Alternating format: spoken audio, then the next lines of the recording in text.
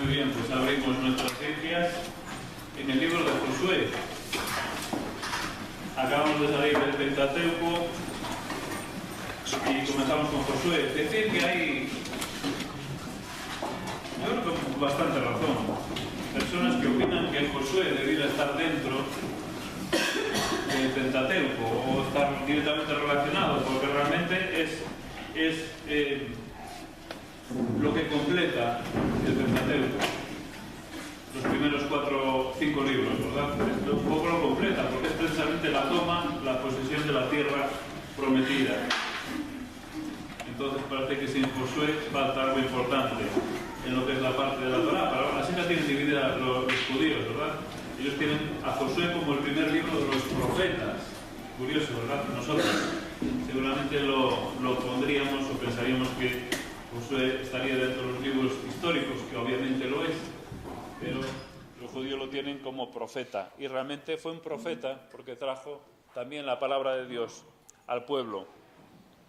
Lo que vamos a hacer antes de entrar al libro, obviamente muy por encima, alguna impresión del libro, es situarnos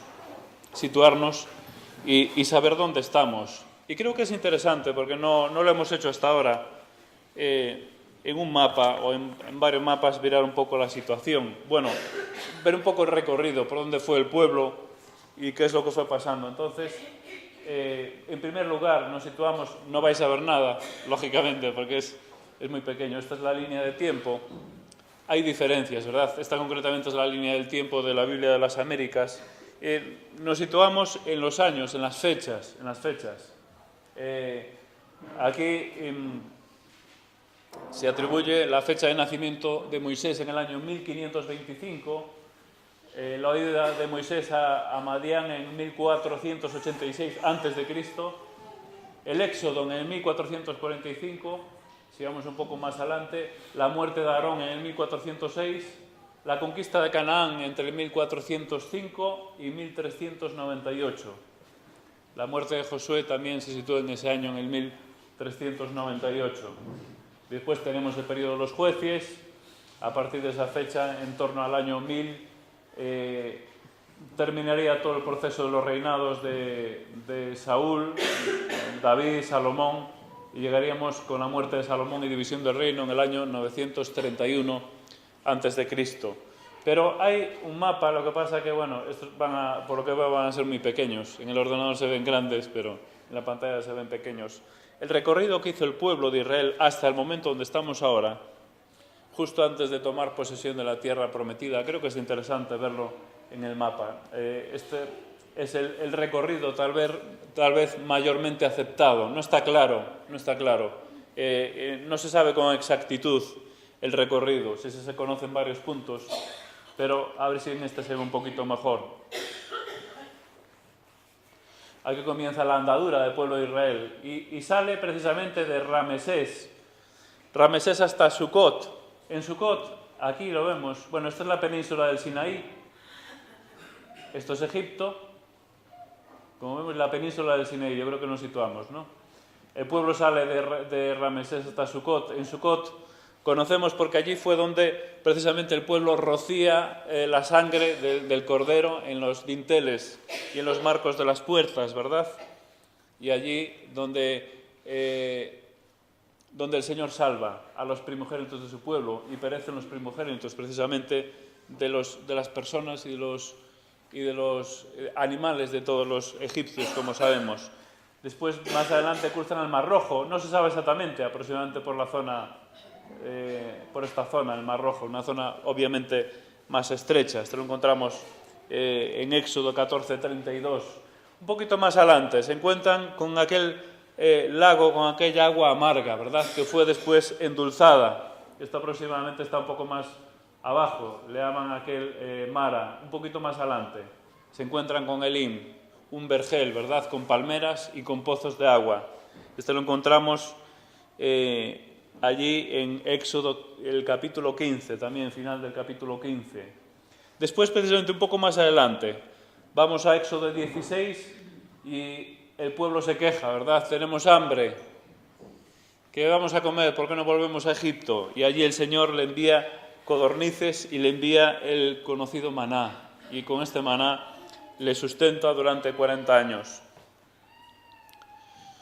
Un poco más adelante, Refidín, por esta zona. Aquí el Señor sale, el agua de la roca. Aquí encontramos también la guerra contra Amalek.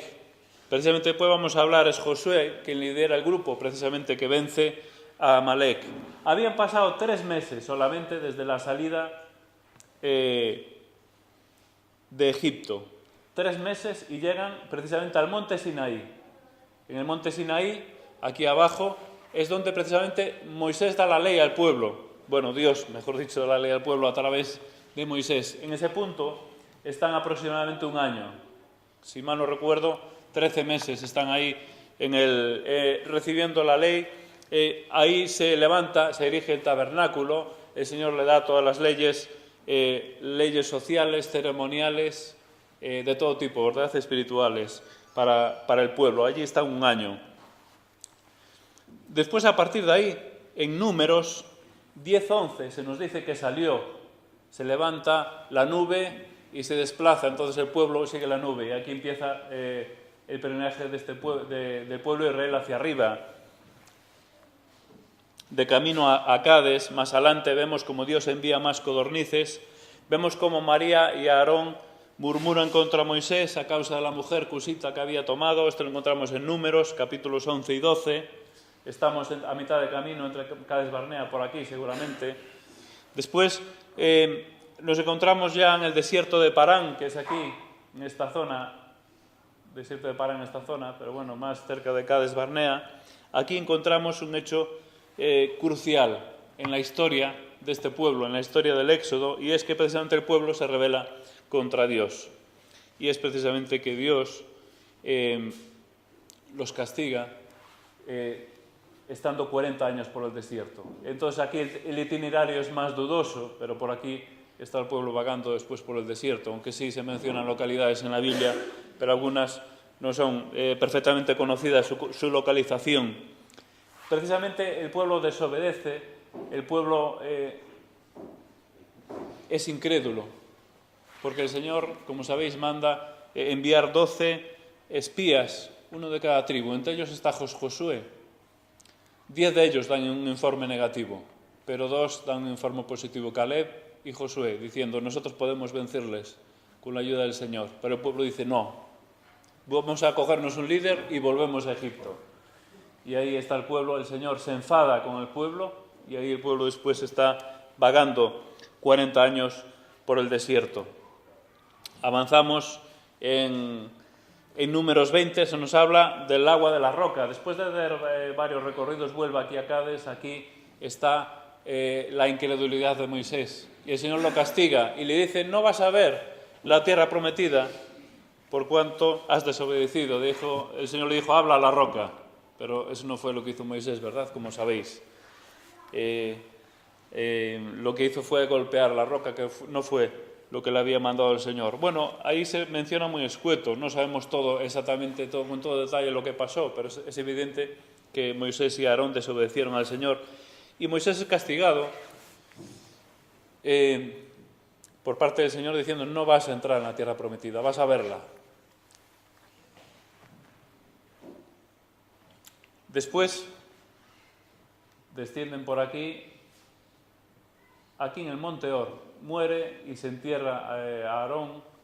Después van ya hacia el Jordán, estamos ya muy cerca del inicio del libro de Josué. Aquí precisamente es donde Moisés, en las llanuras de Moab, está con el pueblo y les da la segunda ley, o la segunda entrega, mejor dicho, de la ley. No es que sea otra ley, sino que es la segunda entrega de la ley. Todo el libro del Deuteronomio se desarrolla en esta zona, y Moisés, poco antes de morir, les da la segunda entrega de la ley, le explica lo que el Señor había hecho. Hay que recordar que es otra generación ya, es una nueva generación. Los jóvenes menores de 20 años estaban aquí ya mayores y preparados para la conquista, y allí Moisés le da, y ahí se desarrolla todo el libro de Deuteronomio.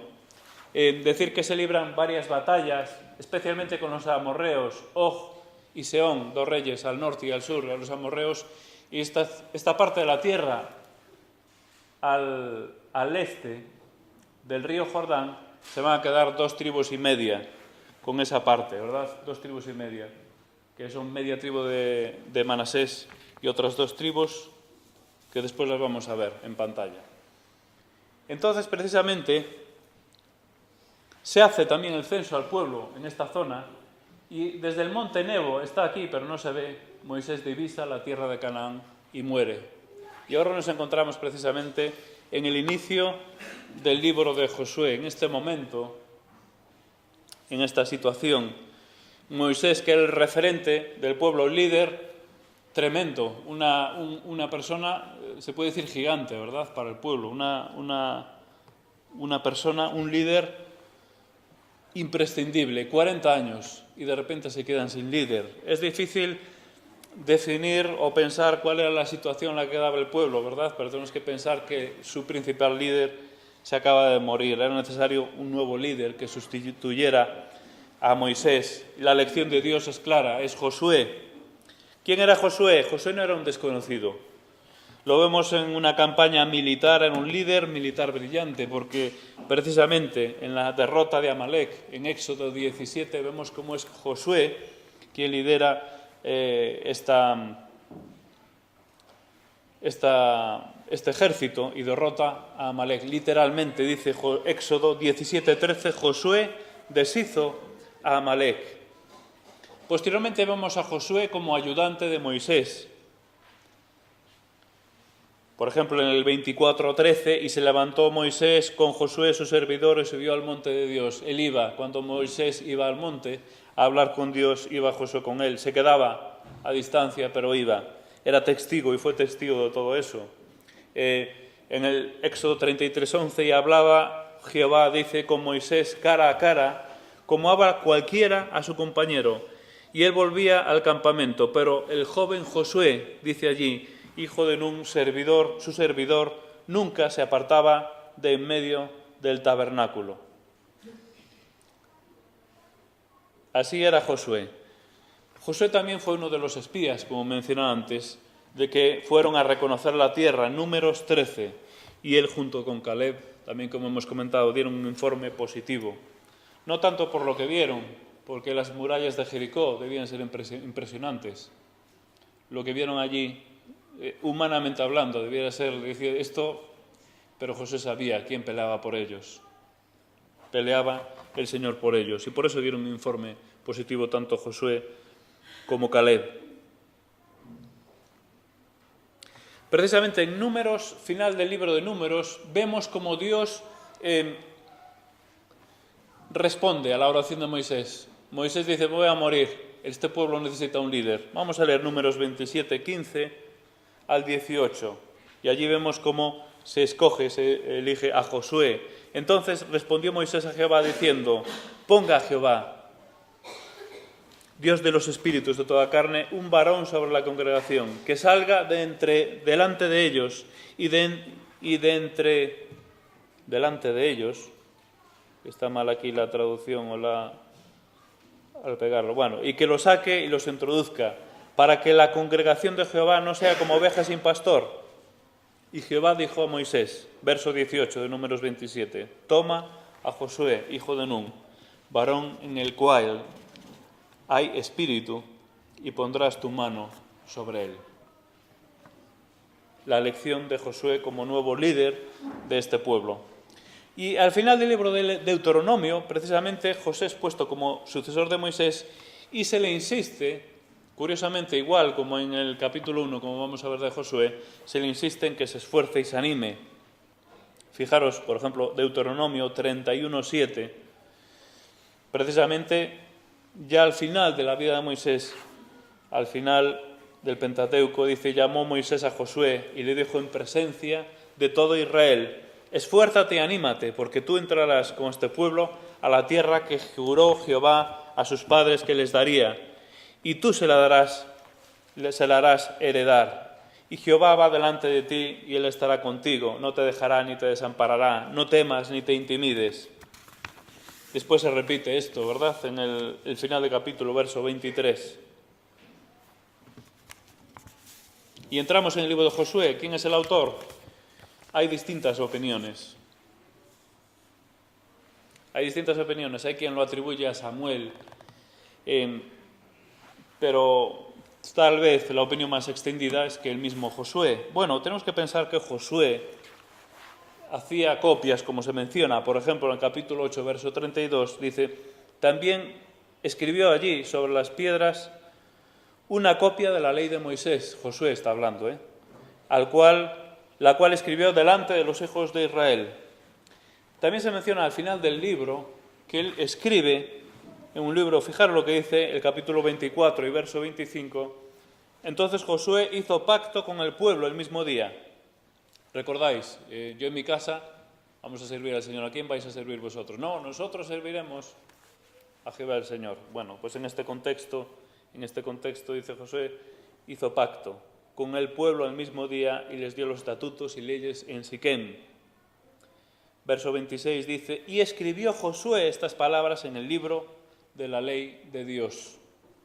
Y tomando una gran piedra la levantó allí debajo de la encina que estaba junto al santuario de Jehová. Yo pienso, no tenemos motivo para creer que no haya sido Josué el escritor del libro. Yo creo que estos dos textos hacen referencia, no solo que estaba capacitado, sino que él precisamente escribe al final y hace referencia a eso, aunque bueno, no está totalmente confirmado. Parece ser que hay varios autores que se lo atribuyen precisamente a Samuel y posiblemente a más opiniones, pero creo que no vale la pena extenderse en este punto.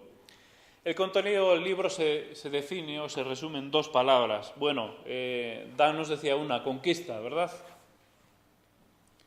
Pero yo añadiría otra, porque es más de la mitad del libro, conquista y reparto. Es decir, conquistar la tierra prometida y repartir la tierra prometida. En esto se basa todo el libro. Ahora bien, ¿por qué se conquista la tierra de Canaán? Podríamos pensar que por estrategia, por capacidad militar, por preparación para la guerra, que la tenían. A quien dice que era un pueblo que no estaba preparado, que andaba, un pueblo incapacitado para la guerra, eso no es cierto. Era un pueblo capacitado para la guerra, era un pueblo preparado. Posiblemente, a lo mejor no tanto como otros, pero sí, estaban preparados. No era una cuadrilla de pueblerinos que iban a pelear, no. Es decir, tenían personas preparadas para la guerra, es decir, esto sí. Pero, ¿por qué toma la tierra prometida? ¿Por qué conquista la tierra prometida? Bueno, creo que está claro, ¿verdad? Y si empezamos a leer el libro de Josué, lo que dice lo vemos con mucha claridad. Aconteció que después de la muerte de Moisés, dice el 1:1, mi siervo, la muerte de Moisés, siervo de Jehová, que Jehová habló a Josué, hijo de Nun, servidor de Moisés, diciendo, mi siervo Moisés ha muerto, ahora pues levántate y pasa este Jordán tú y todo este pueblo, a la tierra que yo les doy a los hijos de Israel. Yo los he entregado, como lo había dicho a Moisés, todo lugar que pisare la planta de vuestro pie. Es decir, la clave es que es Dios quien le da la tierra. No es por la capacidad militar ni por ninguna de estas razones, sino porque Dios le había entregado la tierra. Y esto es importantísimo, porque esto es lo que tenían que entender el pueblo. En la medida que el pueblo entendiera esto, iba a progresar en sus conquistas. En la medida en que no lo entendiera, pues iba a fracasar. Y así lo vemos a lo largo de la historia de este libro y obviamente también más adelante. Yo os he entregado, como lo había dicho Moisés, todo lugar que pisar la planta de vuestro pie. Es Dios quien le dio la tierra. No son ellos los que conquistan, aunque obviamente sí tienen que salir y sí tienen que entrar a conquistar. Y ahora, uno de los textos clave del libro, o el texto clave, posiblemente sea precisamente estos primeros versículos, o este capítulo 1, ¿verdad? Donde vemos cómo Dios comisiona a Josué. Es muy interesante porque vemos que el Señor comisiona a Josué basándose en sus promesas. Y aquí vemos tres promesas con claridad. La promesa de darles la tierra, y era una promesa que ya estaba escrita y ya era bien conocida por todo el pueblo. La promesa de darles la tierra. Fijaros lo que dice el verso 3 del Josué 1. Yo os he entregado, como lo había hecho Moisés, todo el lugar que pasara la planta de vuestro pie. Verso 4. Desde el desierto y el Líbano hasta el gran río Éufrates, toda la tierra de los heteos, hasta el gran mar donde se pone el sol, será vuestro territorio. Si nos remontamos al Génesis 15, 18, dice: en aquel día hizo Jehová un pacto con Abraham, diciendo: a tu descendencia dará esta tierra, desde el río de Egipto hasta el río grande, el río Éufrates, la tierra de los ceneos, cazmoneos, los heteos, los fereceos, los refaitas, los amorreos, los cananeos, los gergeseos, los jebuseos. Esta es la promesa que había dado Dios a Abraham. Bueno, aquí no se ve bien, pero la tierra prometida, bueno, esto es aproximado porque es difícil definir con claridad los límites de este territorio, pero es curioso que la tierra prometida es muchísimo más grande de lo que es hoy en día Israel. Hoy Israel es, al lado de esto, no sé si será un 5%. No creo que llegue al 5% de toda esta tierra prometida. Según dice David Ojinde, en términos de fronteras políticas actuales, la tierra prometida abarcaría desde el Israel moderno toda Jordania, una gran parte de Arabia Saudí, la mitad de Irak, todo el Líbano, parte de Siria y todo Kuwait.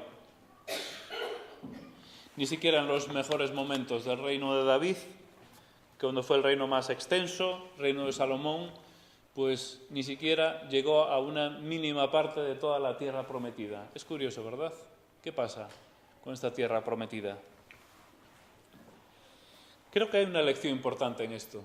Solo una pequeña parte de esta tierra prometida conquistó y recibió el pueblo. Precisamente creo que la lección para nosotros y para el pueblo en su momento es que Dios había prometido esto, pero el pueblo no lo tomó todo. Dios le dio lo que quiso tomar el pueblo. Y para nosotros la lección importante que necesitamos saber es que Dios muchas veces nos da y disfrutamos de las bendiciones que nosotros tomamos. Posiblemente, pues, algo de la herencia que tuvieron de sus padres, la incredulidad, está en sus vidas y solo consiguen una parte, una pequeña parte de esa tierra prometida. La promesa de darles la tierra, la segunda promesa de vencer a sus enemigos, dice aquí el texto: nadie te podrá hacer frente en todos los días de tu vida. Es una promesa personal a Josué.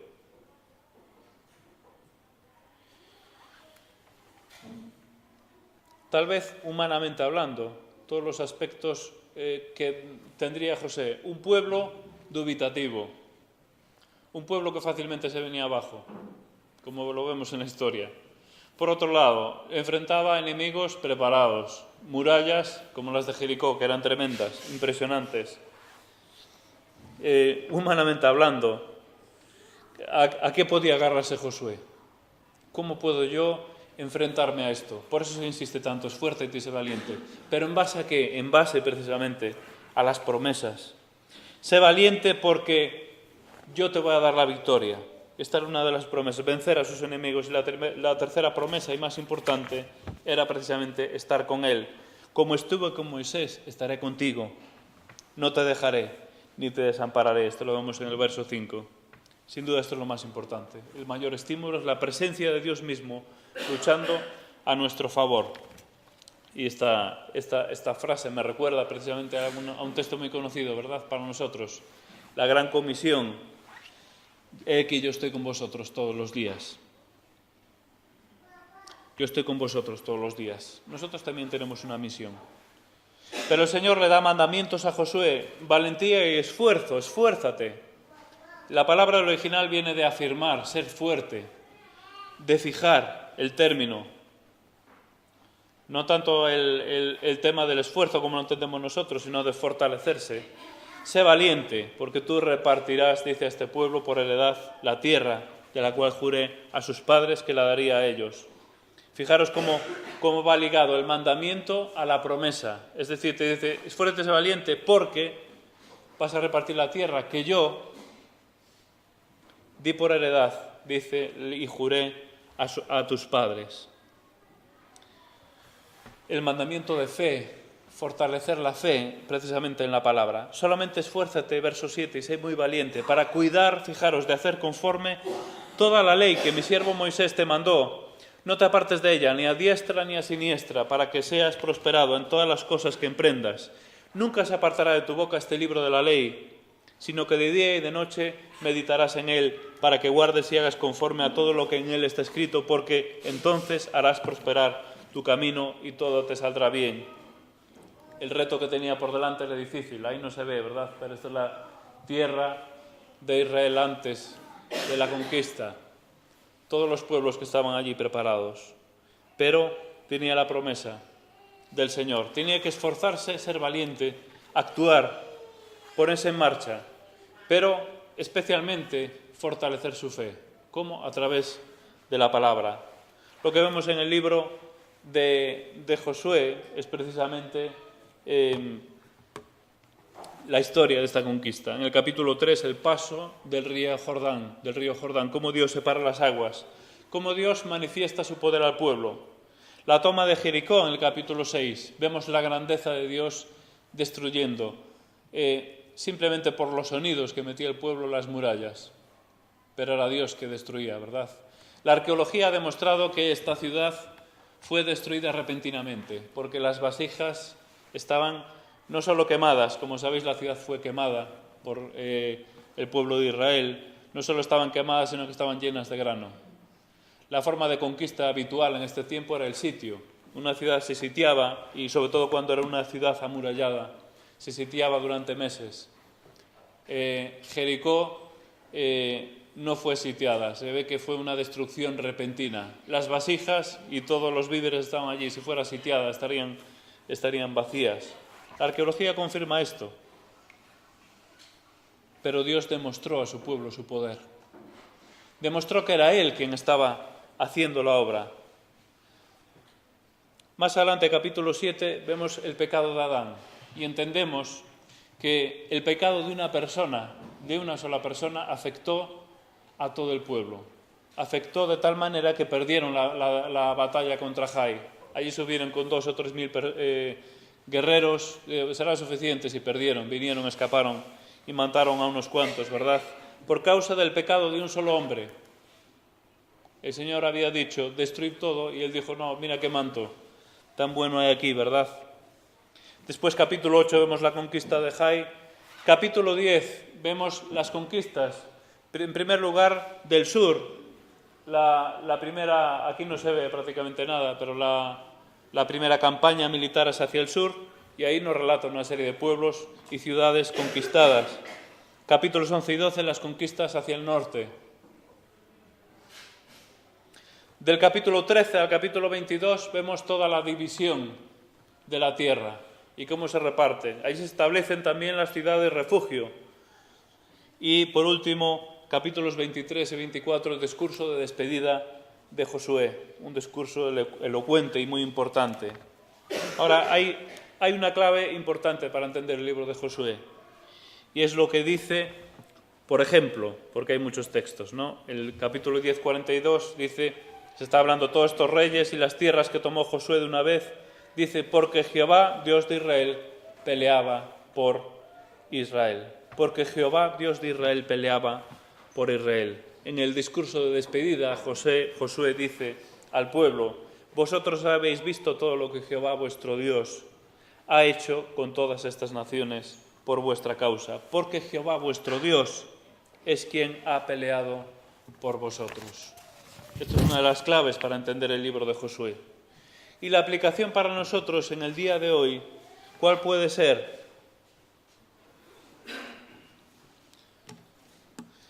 Necesitamos dar pasos de fe si queremos disfrutar de las bendiciones del Señor. Y lo cierto es que el pueblo de Israel dejó de disfrutar de una tierra extensa y cogió una tierra más pequeña, pero fue porque no dio los suficientes pasos de fe. Yo creo que de alguna forma nosotros nos perdemos muchas bendiciones por no dar pasos de fe. Y podríamos poner ejemplos, ¿no? Pero hay bendiciones tan grandes y tan importantes que tenemos en nuestra vida que a veces no disfrutamos por no ponernos en marcha. Por ejemplo, la presencia de Dios en nuestra vida, la bendición de tener a Dios en nuestra vida, de poder disfrutar de su compañía, de tener contacto directo con Él. A veces perdemos tanta bendición en este sentido porque nosotros no damos pasos de fe. No dedicamos tiempo a esa relación. Dedicamos poco tiempo a la lectura, por ejemplo. Este es un ejemplo muy básico, pero así podemos hablar con muchas cosas, de muchas cosas. La promesa del gozo. Dios ha prometido gozo y paz en nuestra vida. Y a veces parece que no hay gozo en nuestra vida. Y es una promesa que también tenemos que apropiarnos de ella.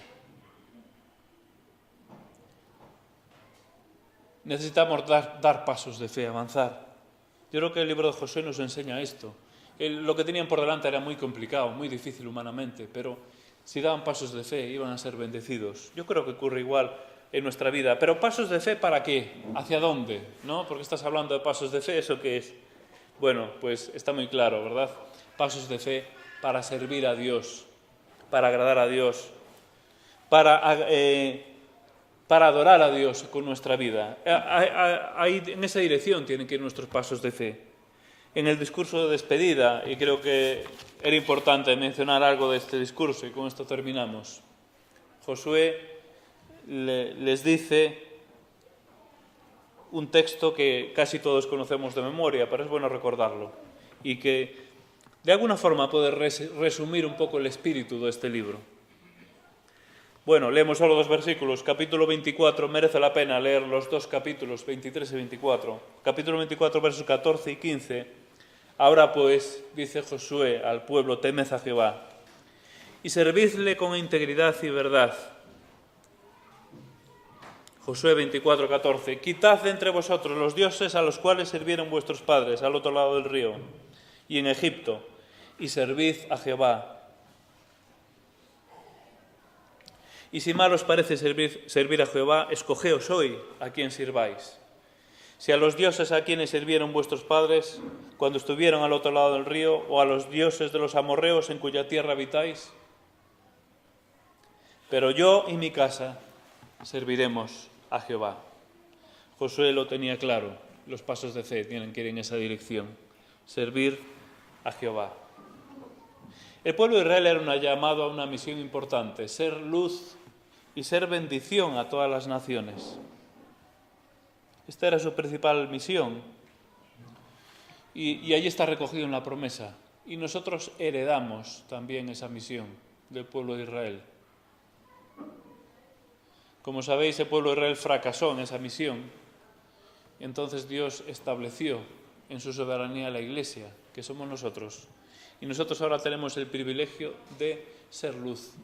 Somos el pueblo de Dios, como dice el coro, que a veces cantamos. Ser luz a las naciones, y esta es nuestra misión, este es nuestro camino para servir al Señor. Que el Señor nos ayude a dar pasos de fe, y a que profundicemos en la Escritura, y que obviamente vemos, como veis, el libro muy, muy por encima. No nos hemos saltado tantas cosas, no nos hemos parado. Había cosas tan importantes que decir. Pero la idea es coger el espíritu que encontramos en el libro, ¿verdad? Que es el deseo de servir a Dios, el deseo de dar pasos de fe. Este libro nos enseña mucho a cómo enfrentar las luchas de la vida y los problemas que muchas veces encontramos en nuestra vida. Si tenemos un muro delante que no sabemos cómo enfrentar, leamos el libro de Josué, seguro que nos va a ayudar.